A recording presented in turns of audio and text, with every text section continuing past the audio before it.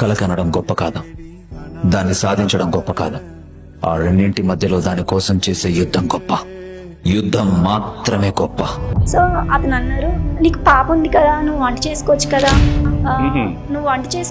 నువ్వు మిషన్స్ అమ్మేస్తావా, ఎందుకు నీకు రిస్క్, వంట చేసుకో, నువ్వు కస్టమర్స్ని తీసుకురా, నేను నీకు మిషన్కి 5,000 ఇస్తాను అన్నారు. వంట చేసుకో అన్నారు. నాకు అక్కడ కొంచెం హర్టింగ్ అనిపించింది.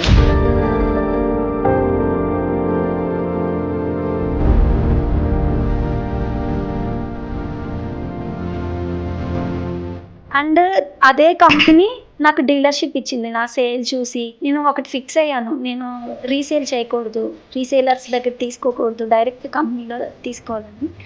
బ్రదర్ కంపెనీకి నేను ఆథరైజ్డ్ డిస్ట్రిబ్యూటర్ ఏపీ తెలంగాణకి, అలాగే one and only women distributor.